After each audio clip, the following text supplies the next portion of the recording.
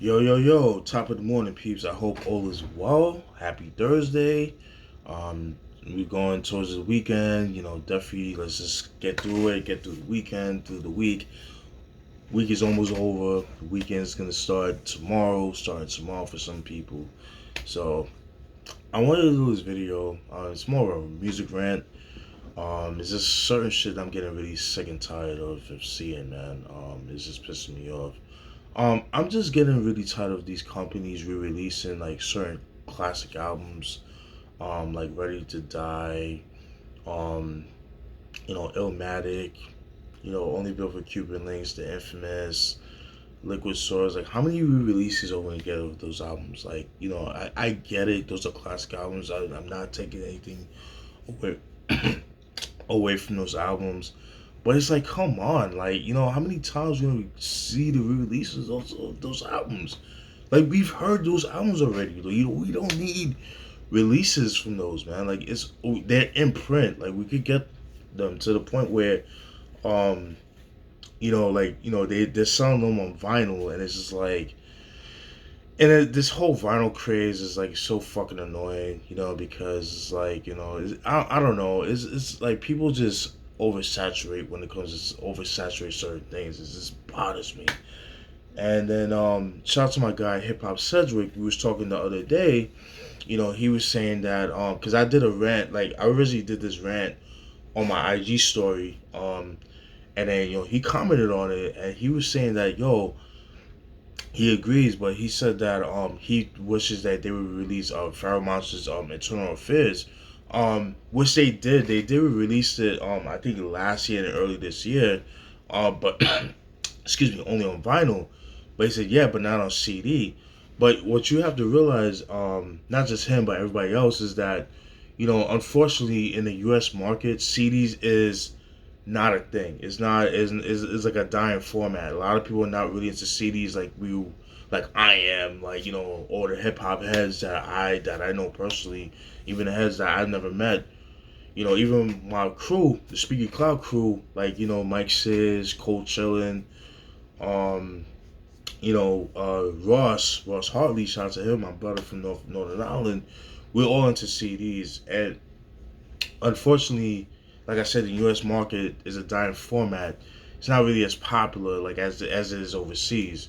Especially if you go to like Europe, Australia and Asia, they're really into CDs. You know what I mean? Just and which is unfortunate, fortunate but unfortunate for the U.S. market.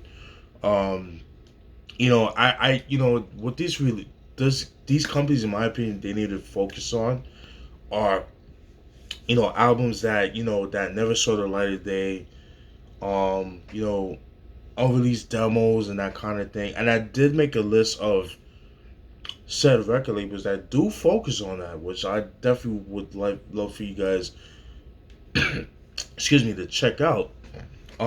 Excuse me, let me get a swig of this. mm. ah yeah. um I would understand, like, for example, like, we're Ready to Die, if they would release like the original version of that album, like like certain songs like "Come On" with Sadat X, that was produced by Lord Finesse, Max and Don, shit like that. The original version of "Me and My Bitch," the original version of "Ready to Die" with the Ohio Player sample that they couldn't get cleared. Little things like that. I wish they would do shit like that.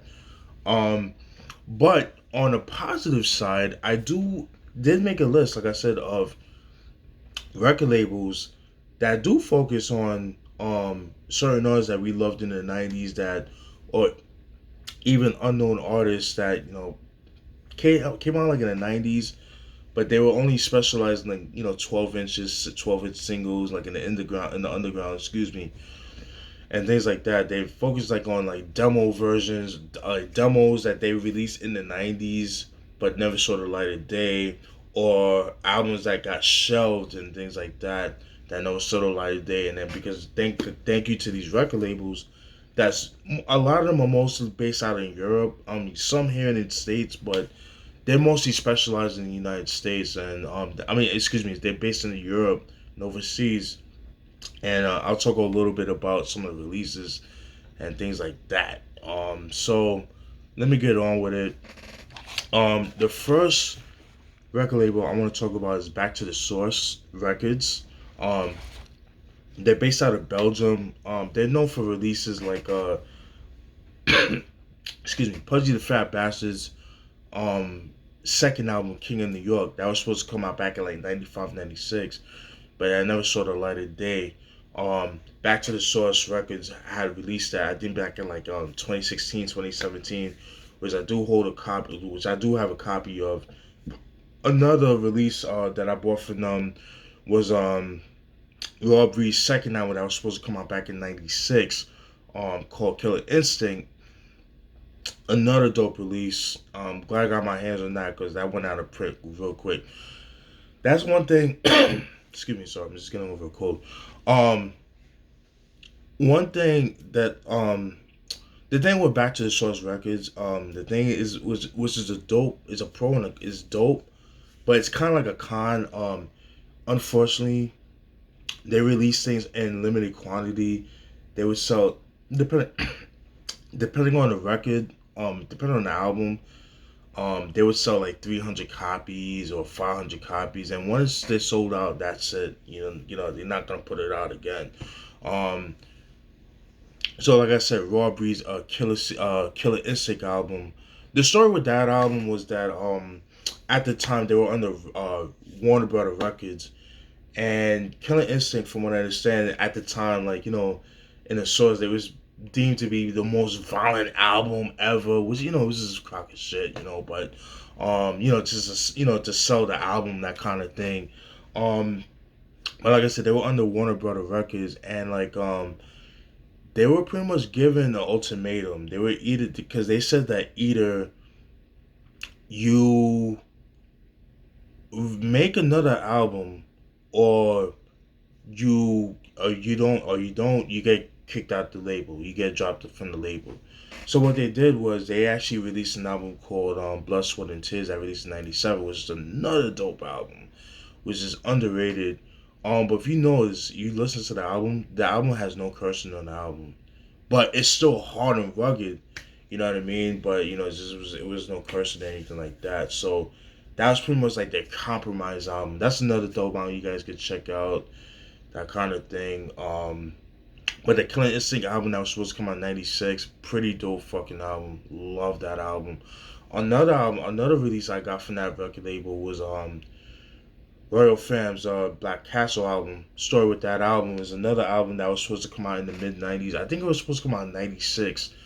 They had a single called Something's Got to Give. There was, from what I heard, like that song was like heavy on the music video, music box, and things like that. The hype for that album was like big and stuff like that, but unfortunately that never came out. It was shelved due to label politics, that kind of thing. And I remember, excuse me, what was that record label? Nature Sounds came out with that album. They released that album back in 2005, but that album sold out so quick, and then like it was so the album was such a what's the word? I forgot the name, but it was like heavily sought after. You know, I've seen the album go for as much like $700 online. Like that's how crazy it was. And then so Back to the Source came once again to the rescue, and I remember they put a pre-order back in like October of last year, and I put that shit with the quickness, and I got my copy. So, but once again, like these albums sold out quick, so you have to be on point with just like with the pre-orders and that kind of thing. So shout out to Back to the Source Records. They're based out in Belgium. Very dope record label. Like I said, they deal with like demos and like unreleased albums and that kind of thing. So that kind of thing. Dope Folk Records is another dope record label. That and they people should check out. That's another dope record label. I believe they're based out of Milwaukee. They really focus more on like unreleased hip hop, for the golden era, whether it's from the '80s and the '90s. Um, but they're vinyl only based record label, which is fine, which I have no issues with. Um, that kind of thing. Excuse me, sorry about that.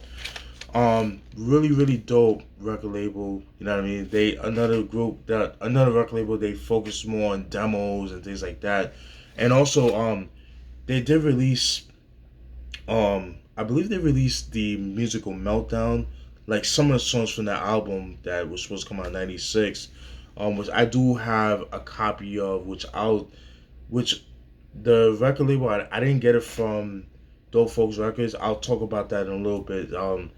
I got that from Gentleman's Relief Records out of Australia, which I'll talk about in a bit.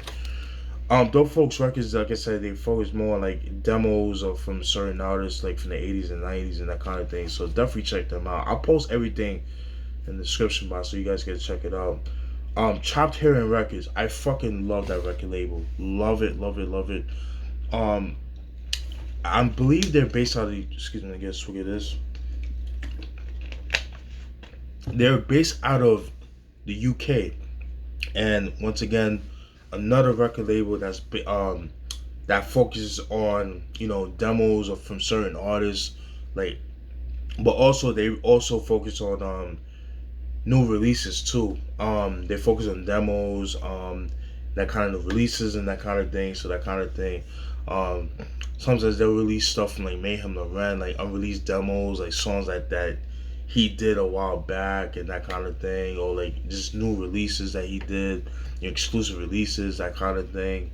Um, Demos from like certain artists like Shabazz Disciple, um, Shades of Brooklyn, a group that was affiliated with the Beat Miners, like Black Moon Boot Camp Clique, that was affiliated with them. They put out a album called Pandemonium, which is pretty much songs that did. It's a collection of demos, or not demos, but like songs that they did. Well, there some of the songs are demos on the compilation album, and releases 12-inch singles that they put out throughout the '90s, and they put it on that one album. Fist and Bundy, another group that was affiliated with Boot Camp Click, that kind of thing. They did like unreleased demos, that they did in the '90s and that kind of thing. So definitely check that out. Shout out to Chopped Herring. Some of my placements are on Chopped Herring Records, like MC Shinobi, MC Gels with the Wandering Souls album, that his debut album. Shout out to MC Gels, shout out to MC Shinobi.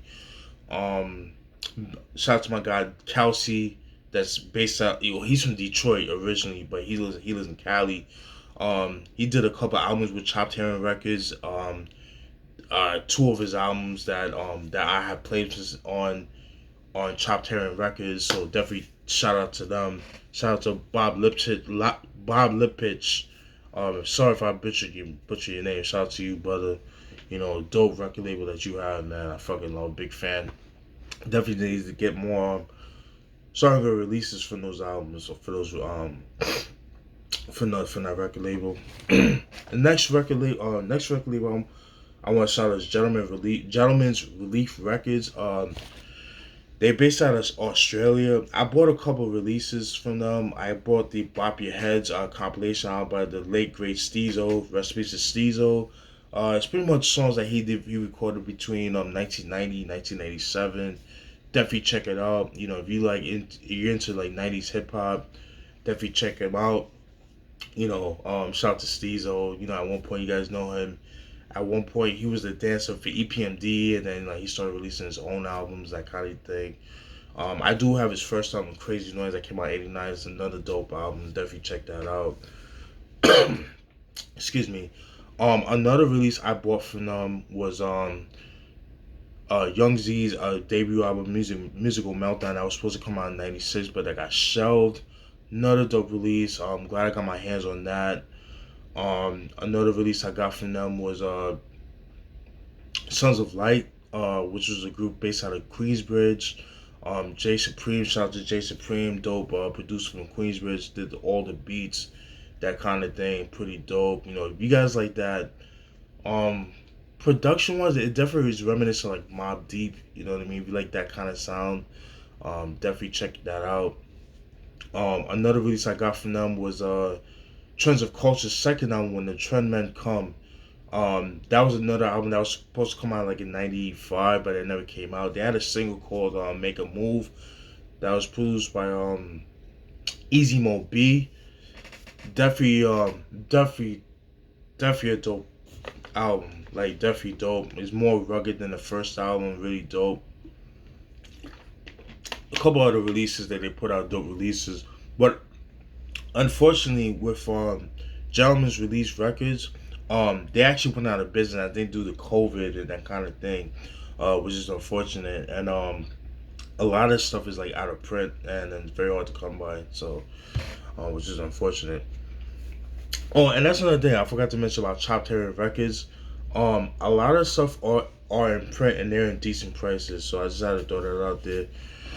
Ill Adrenaline Records is another dope record label. They're based out of Jersey. Another dope record label, pretty dope. Another record label. You know, they focus more on like underground, like new releases. Um, but I also want to bring them up because shout out to the Legion, shout out to Chucky Smash, Dice Man, Molly Q, shout out to that whole crew. I'm pretty cool with Chucky Smash. You know, I talked to him. I mean, he likes some of my posts and shit like that. But shout out to him. They actually did a release called The Lost Tapes. It's pretty much songs that they recorded. In the '90s that I never saw. You know, exclusive songs that they recorded in the '90s. Like some of them got releases, some didn't. Some like demos and things like that. And they also have like new songs that they came out. I believe that release came out like in 2015. So definitely check out Ill Adrenaline Records, pretty dope record label. I know Rashid Chappelle does a couple of releases on that album. Benefits. I think Artifacts did a couple of stuff with them as well. But Ill Adrenaline Records, dope record label based out of Jersey. Another dope record label is Heavy Jewels. It's another record label. Um, I believe they're mostly they're based let me see something. I'm on Discogs right now. Um yeah, it's pretty much another record label that focus on like demos and of like '90s hip hop artists and stuff like that. Um I believe let me see something. Um G Rock and the C&D Coalition, they released that they released that as well. Um, Lestraws, they released the album, the instrumental album, little things like that that came out. It's the Lestraws group. They're based out of Miami, Florida, but they're like boom bap. You would think they're from New York, the way they made the beats and stuff like that, so that kind of thing. Um, but yeah, pretty dope. Record label. Diggers with Gratitudes. They're mostly based. I believe they're from the UK, if I'm not mistaken. Diggers with Gratitude, if I'm not mistaken. I could be wrong on that, but they focus more on like vinyl releases. Um, once again, they deal with like demos and things like that, like unreleased songs and things like that. People like Godfather Don, Tragic Gaddafi, which Tragic Gaddafi, his second album, Sagas of a Hoodlum, originally was supposed to be called Black Rage. The story with that was because that album was originally supposed to come out in 1992, but because of the whole the LA riots and the Rodney King situation, he had to change the name to Saga of a Hoodlum, because obviously Black Rage was like a no, and there was like some songs that didn't make the album, that kind of thing. So just had to throw that out there. That's another dope record label to check out. I'll post all those, the name of the companies I mentioned in the description box. And last but not least, Small Corn Records, based out of Germany. Another dope record label that's fucking dope. Um, they focus on unreleased stuff, and they also focus on shelved albums that never saw that. They focus on shelved albums and albums that were that did come out back in the day, but were long out of print. That they would sell like high, the crazy prices, or they were so excuse me, they were so out of print that they didn't have a price on them, especially on Discogs. Like it's crazy. Um, Prime examples of those are like releases like Point Blank with his first album, Prone to Black Dreams, Prone to Bad Dreams. Um, that was released under Big Time Records. Point Blank, part of the South Park Coalition, which is the terrorists, K, excuse me, K Reno, people like that, K Reno, people like that. Um, that album, like I remember before the Prone to Bad Dreams, the album was sold for like, at least like $200, which is fucking crazy. So it was like heavily sought after. But thank God to record labels like Smoke on Records was able to re-release that album. Um, Nine, shout out to Nine from the Bronx, New York. Another dope MC. They released like demo versions of the Nine Lives album, which was called Death of a Demo. Um, Demo versions of the demo version of what's that album? Cloud Nine, his second album, '96, which was called Nine Commandments. Things like that. Um, UGK they put out an EP called Band, which is like unreleased songs that came out. Well, I don't know if it was like unreleased, but it's like songs they recorded from the first album, the Too Hard to Swallow album. It's an EP that dropped in '92. Excuse me, sorry.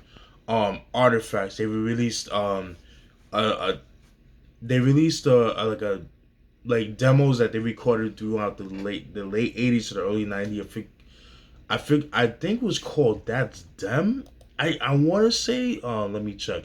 Yeah, it's called That's Them Lost Files 1989 to 1992. Little shit like that. And then they also focus on new releases like on certain artists and things like that. But they mostly focus on like demos and things like that, and like re-releases on certain albums that were like out of print and things like that. Like I said, like K what's that? I just said his name. Point Blank, his first album. Even K Reno, shout out to K Reno. They dropped like his first two albums, Stories from the Black Book and Danger Zone, which I both have, thank God.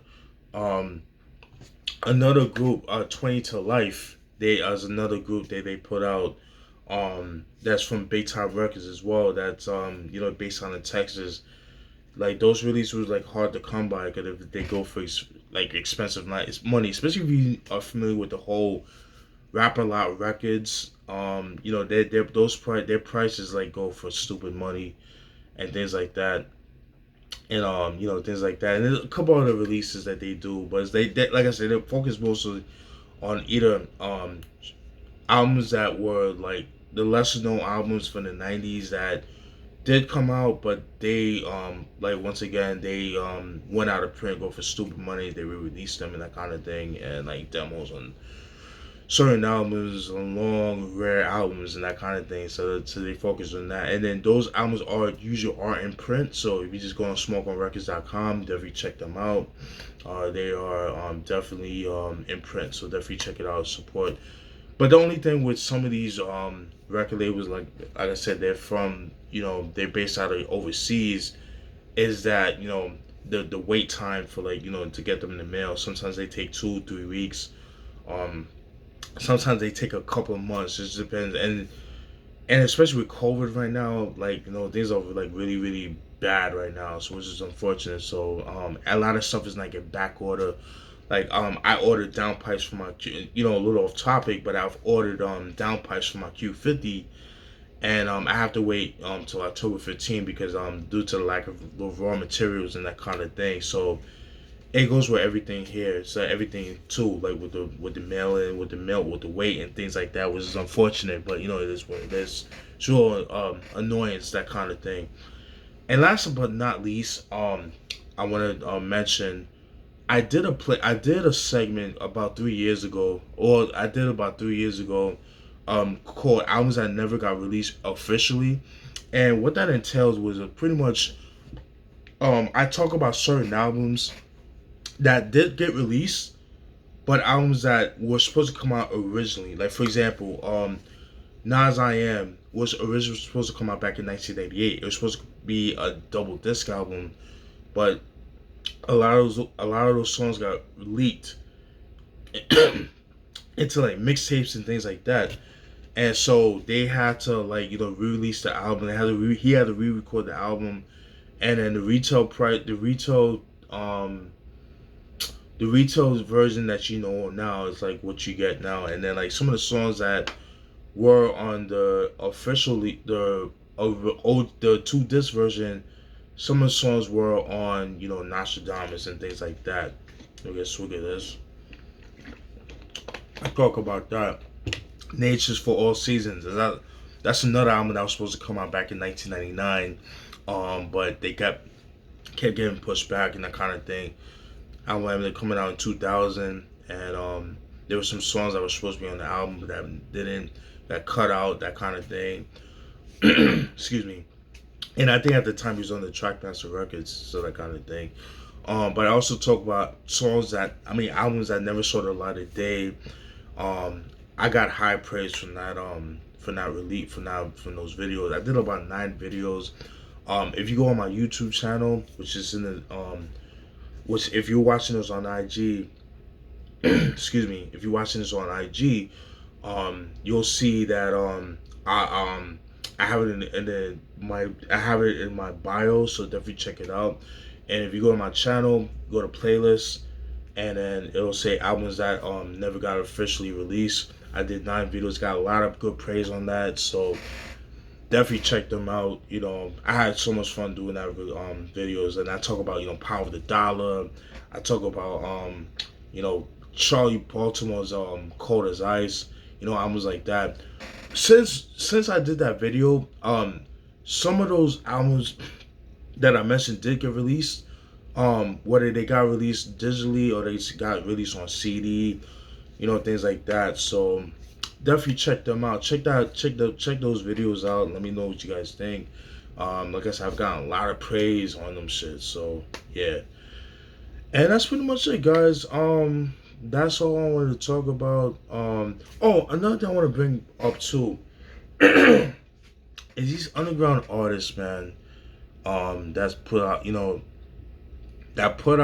certain albums, like the Griselda, DJ Muggs, a couple of these other artists, like they want to sell like crackhead prices, like $30 for an EP, 25. Like that's too much. I'm not spending $25 for an EP unless it's like something I really wanted, and that's fucking crazy. But their fans will eat it up and buy the fucking albums. It's like too much, you know what I mean? And even with the albums, it's too much. With a CD, $25 for a CD, no, I'm good, fam. And for a new release, I can understand if it was like used or whatever, but it's not even used, and like, once again, they release it in limited quantity, and they go out of print. They never release it again, which is unfortunate. So I want to support them, but I'm not paying crazy $30 for a CD. It's like I'm paying 1993 prices. It's like it's fucking crazy because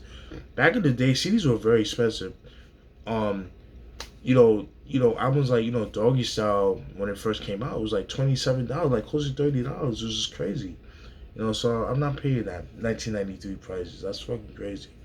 But yeah, hope you guys enjoyed the video. Sorry for the cough. I'm just getting over a cold, so I do apologize for that. So definitely, excuse me. Sorry about that. But yeah, let me know what you guys think. All right, hold it down. I do apologize for the length of video, but I'm a guy that's into detail and that kind of thing. I'm not one of these guys that do 5-minute videos and that kind of thing and just blah blah blah. I'm sorry that some people have instant have what's the word they have short attention spans. That's not my fault. I'm not from that school, so I'm not from that cloth, so that kind of thing. So I hope you guys enjoyed the video. Definitely. Peace.